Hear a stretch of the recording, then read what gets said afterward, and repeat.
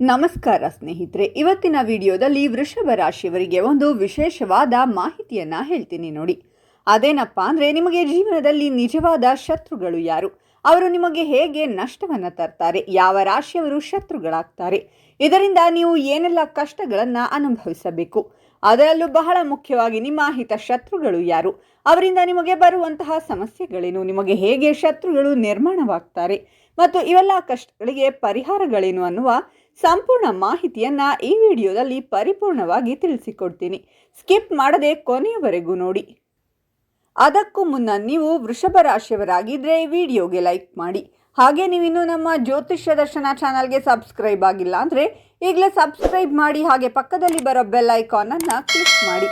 ನಿಮ್ಮ ಸಮಸ್ಯೆಗಳಾದಂತಹ ಸತಿಪತಿ ಕಲಹ, ಪ್ರೀತಿಯಲ್ಲಿ ಮೋಸ, ಭೂಮಿ ವಿಚಾರ, ಕೋರ್ಟ್ ಕೇಸ್, ವ್ಯಾಪಾರ, ಹಣಕಾಸಿನ ತೊಂದರೆ, ಸಾಲಬಾಧೆ, ಸ್ತ್ರೀಯರು, ಗುಪ್ತ ಸಮಸ್ಯೆ, ಹೀಗೆ ಹಲವಾರು ಸಮಸ್ಯೆಗಳಿಗೆ ಶಾಶ್ವತ ಪರಿಹಾರ ಮಾಡಿಕೊಡುತ್ತಾರೆ. ಡಿಸ್ಪ್ಲೇ ಮೇಲೆ ಕಾಣುವ ಗುರುಜಿ ನಂಬರ್ಗೆ ಒಮ್ಮೆ ಕರೆ ಮಾಡಿ.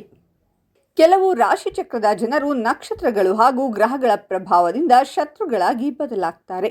ಕೆಲವೊಮ್ಮೆ ಅವರು ಬಹಳ ಆತ್ಮೀಯ ಸ್ನೇಹಿತರು ಅಥವಾ ಬಂಧುಗಳಾಗಿ ಪರಿಚಿತರಾಗಿದ್ದರೂ ನಂತರ ಶತ್ರುಗಳಾಗುವ ಸಾಧ್ಯತೆಗಳು ಹೆಚ್ಚಾಗಿರುತ್ತವೆ ಎಂದು ಹೇಳಲಾಗುವುದು. ಕೆಲವರು ಎಷ್ಟೇ ಪ್ರಯತ್ನಿಸಿದರೂ ನಮ್ಮೊಂದಿಗೆ ಸ್ನೇಹಿತರಾಗಲು ಅಥವಾ ಆತ್ಮೀಯರಾಗಲು ಸಾಧ್ಯವಿಲ್ಲ. ಯಾಕೆ ಅನ್ನೋದಾದರೆ, ನಮ್ಮ ರಾಶಿ ಹಾಗೂ ಅದರ ಅಧಿಪತಿಗಳ ಪ್ರಭಾವ ನಮ್ಮ ಮೇಲಿರುತ್ತೆ. ವೃಷಭ ರಾಶಿಯು ಭೂಮಿಯ ಚಿಹ್ನೆಯಾಗಿರುವುದರಿಂದ ಈ ನಿರ್ದಿಷ್ಟ ರಾಶಿ ಚಕ್ರದ ಸ್ಥಳೀಯರು ಪ್ರಾಯೋಗಿಕವಾಗಿರುತ್ತಾರೆ ಮತ್ತು ಸುಲಭವಾಗಿ ಮುಂದುವರಿಯುತ್ತಾರೆ. ಈ ರಾಶಿ ಚಕ್ರವು ಶುಕ್ರದ ಕೆಲವು ಗ್ರಹದ ಆನಂದದಿಂದ ಆಳಲ್ಪಡುತ್ತದೆ. ಇಂದ್ರಿಯ ಸುಖಗಳೆಡೆಗೆ ಹೆಚ್ಚಿನ ಆಸಕ್ತಿ ವಹಿಸುವ ಇವರು ಸಹ ಪ್ರಾಯೋಗಿಕವಾಗಿರುವುದರಿಂದ ಹೆಚ್ಚಿನ ಸಮಯ ಸಂಘರ್ಷದ ಮೇಲೆ ಸಾಮರಸ್ಯವನ್ನ ಆರಿಸಿಕೊಳ್ಳುವುದನ್ನು ನೀವು ಕಂಡುಕೊಳ್ಳಬಹುದು. ನೀವು ಬಯಸಿದಾಗ ನಿಮ್ಮ ಕೋಪವನ್ನು ನಿಯಂತ್ರಣದಲ್ಲಿಟ್ಟುಕೊಳ್ಳಬಹುದು.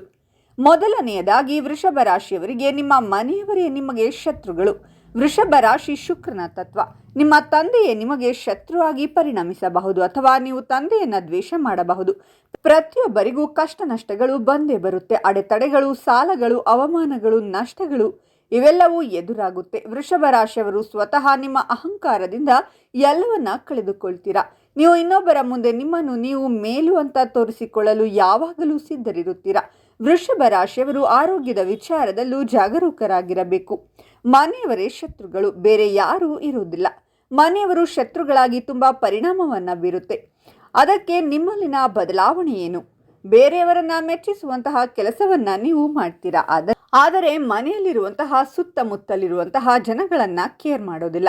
ಇದನ್ನೇ ಶತ್ರುಭಾವ ಅನ್ನೋದು. ಹಿರಿಯರ ಆಶೀರ್ವಾದ, ಸನ್ಮಾನಗಳನ್ನ ತೆಗೆದುಕೊಳ್ಳೋದಿಲ್ಲ ನೀವು. ನನ್ನದೇ ನಡಿಬೇಕು, ನಾನು ಹೇಳಿದ್ದೇ ಮಾಡಬೇಕು ಅನ್ನುವಂತಹ ಸ್ವಭಾವ ಜಾಸ್ತಿ ವೃಷಭ ರಾಶಿಯವರಲ್ಲಿರುತ್ತೆ. ಅದು ನಿಮಗೆ ಹಿನ್ನಡೆಯನ್ನ ತರುತ್ತೆ. ನಿಮ್ಮ ಮನೆಯವರ ಮಾತು ನಿಮ್ಮ ಮನೆಯಲ್ಲಿನ ಶತ್ರುಗಳಿಂದಲೇ ನಷ್ಟವನ್ನು ಅನುಭವಿಸಬೇಕಾಗುತ್ತದೆ ಅಥವಾ ಆರೋಗ್ಯದಲ್ಲಿ ಸಮಸ್ಯೆ ಬರುವಂತಹ ಸಾಧ್ಯತೆ ಇರುತ್ತೆ. ನೀವು ನಿಮ್ಮ ಮನೆಯವರಿಂದ ಯಾವಾಗ ಶತ್ರು ಭಾವವನ್ನು ಅನುಭವಿಸಲು ಶುರು ಮಾಡಿದ್ರೂ, ಅವಮಾನವನ್ನು ಎದುರಿಸಲು ಶುರುವಾಗುತ್ತೋ ಅಲ್ಲಿ ನೀವು ನಿಮ್ಮತನವನ್ನು ಪ್ರೂವ್ ಮಾಡಬೇಕು. ಅಂತಹ ಸಂದರ್ಭದಲ್ಲಿ ನಷ್ಟವನ್ನು ಅನುಭವಿಸ್ತೀರಾ. ಮನೆಗೋಸ್ಕರ ಎಲ್ಲವನ್ನ ಮಾಡ್ತೀರಾ. ಅಲ್ಲಿ ನಿಮಗೆ ಶತ್ರು ಭಾವ ಜಾಸ್ತಿಯಾದಾಗ, ಅವಮಾನಗಳಾದಾಗ ನೀವು ನಷ್ಟಗಳನ್ನು ಅನುಭವಿಸಲು ಶುರುವಾಗುತ್ತೆ. ಹಾಗಾಗಿ ವೃಷಭ ರಾಶಿಯವರು, ನನ್ನಲ್ಲಿ ಏನೋ ನ್ಯೂನ್ಯತೆ ಇದೆ, ಆ ನ್ಯೂನ್ಯತೆಗಳಿಂದ ಹೇಗೆ ಹೊರಗೆ ಬರಬೇಕು, ಯಾಕೆ ನಮ್ಮ ಮನೆಯವರು ನನ್ನನ್ನು ಅಷ್ಟು ಪ್ರೀತಿಸೋದಿಲ್ಲ ಅಂತ ತಿಳಿದುಕೊಳ್ಳಿ. ಹೇಗೆ ಶತ್ರುಗಳು ನಿಮಗೆ ಹುಟ್ಟಿಕೊಳ್ತಾರೆ ಅಂತ ತಿಳಿದುಕೊಳ್ಳಿ. ಅಪರೂಪಕಾರಿಯಾಗಿರುವಂತಹ ನೀವು ಎಲ್ಲರ ಹತ್ತಿರ ತೆಗಳಿಸಿಕೊಳ್ಳುವಂತಹ ಕೆಲಸಗಳನ್ನು ಮಾಡ್ತೀರಾ. ಮನೆಯವರೇ ಶತ್ರುಗಳಾಗುವಂಥದ್ದು ಇದೇ ಕಾರಣಕ್ಕೋಸ್ಕರ. ಮನೆ ಹಿರಿಯರು ನಿಮಗೆ ಬೆಲೆ ಕೊಡದೇ ಇರುವಂಥದ್ದು, ನಷ್ಟವನ್ನು ಅನುಭವಿಸುವಂಥದ್ದು ಕೂಡ ಇದೇ ಕಾರಣಕ್ಕೆ. ಮನೋರೋಗಿಯಾಗುವಂಥದ್ದು, ಸಾಲಗಾರರಾಗುವಂಥದ್ದು ಇದೇ ಕಾರಣಕ್ಕೋಸ್ಕರ. ಇನ್ನು ವೃಷಭ ರಾಶಿಯವರಿಗೆ ಶತ್ರುಗಳಾಗುವ ರಾಶಿಗಳು ಯಾವುವು ಅಂದರೆ, ಮೊದಲನೆಯದಾಗಿ ಕುಂಭರಾಶಿ. ಕುಂಭರಾಶಿಯ ಜನಗಳೊಂದಿಗೆ ನಿಮ್ಮ ಸ್ನೇಹವು ಸವಾಲುಗಳಿಂದ ತುಂಬಿರುತ್ತದೆ. ಆದಾಗ್ಯೂ ವೃಷಭ ರಾಶಿ ಮತ್ತು ಕುಂಭರಾಶಿಯ ಸ್ನೇಹಿತರು ಸಮಾವೇಶವನ್ನು ತಿರಸ್ಕರಿಸುತ್ತಾರೆ. ನಿಮ್ಮ ಸ್ನೇಹಿತರು ಅವರ ಸ್ವಾತಂತ್ರ್ಯವನ್ನು ಹೆಚ್ಚು ಗೌರವಿಸುತ್ತಾರೆ. ಅವರು ಯಾವಾಗಲೂ ನಿಮ್ಮ ಹತ್ತಿರ ಇರಬೇಕೆಂದು ನೀವು ಬಯಸುತ್ತೀರಾ. ನಿಮ್ಮ ಆಸ್ತಿ ಮತ್ತು ಸಂಬಂಧಗಳನ್ನು ನೀವು ಹೆಚ್ಚು ಗೌರವಿಸುವಾಗ ಕುಂಭರಾಶಿಯನ್ನು ಯಾವುದೇ ಆಸ್ತಿ ಅಥವಾ ಸಂಬಂಧಗಳೊಂದಿಗೆ ಬಂಧಿಸಲಾಗುವುದಿಲ್ಲ. ಎರಡನೆಯದು ಸಿಂಹರಾಶಿ. ಇದು ಸ್ನೇಹಕ್ಕಾಗಿ ಶಿಫಾರಸು ಮಾಡಲಾದ ಹೊಂದಾಣಿಕೆಯಲ್ಲ.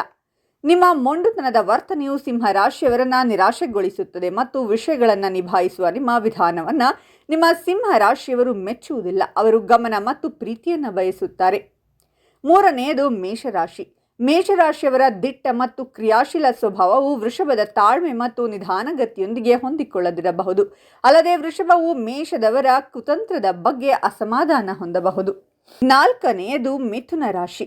ಮಿಥುನ ರಾಶಿಯ ಚಂಚಲತೆ ಮತ್ತು ಅನಿಶ್ಚಿತತೆ ವೃಷಭ ರಾಶಿಯ ಸ್ಥಿರತೆಗೆ ಅಡ್ಡಿಯಾಗಬಹುದು. 5ನೇಯದು ವೃಶ್ಚಿಕ ರಾಶಿ. ಇವರ ಕುತಂತ್ರ ಮತ್ತು ವಿಶ್ವಾಸಘಾತುಕತೆ ವೃಷಭ ರಾಶಿಯವರಿಗೆ ಹಿಡಿಸುವುದಿಲ್ಲ. ಇನ್ನು ಈ ಶತ್ರು ಕಾಟದಿಂದ ಹೊರಬರಬೇಕಾದ್ರೆ ಮೃತ್ಯುಂಜಯ ಮಂತ್ರವನ್ನ ಮನೆಯಲ್ಲಿ ಸ್ಥಾಪಿಸಿಕೊಳ್ಳಿ. ಪೂಜೆಯನ್ನ ಮಾಡಿ ಶಿವನ ಆರಾಧನೆ ಬಹಳ ಒಳ್ಳೆಯದು ಮಾಡುತ್ತೆ. ಶತ್ರು ಸಂಹಾರ ಆಗುತ್ತೆ. ಆರೋಗ್ಯ ಸಮಸ್ಯೆಗಳು ದೂರವಾಗುತ್ತೆ. ಹಿರಿಯರಿಂದ ತಂದೆ ತಾಯಿಯರಿಂದ ಆಗುವಂತಹ ಅವಮಾನಗಳು ದೂರವಾಗುತ್ತೆ. ಅನವಶ್ಯಕವಾಗಿ ಖರ್ಚಾಗುವಂಥದ್ದು ಕೂಡ ಕಡಿಮೆಯಾಗುತ್ತೆ.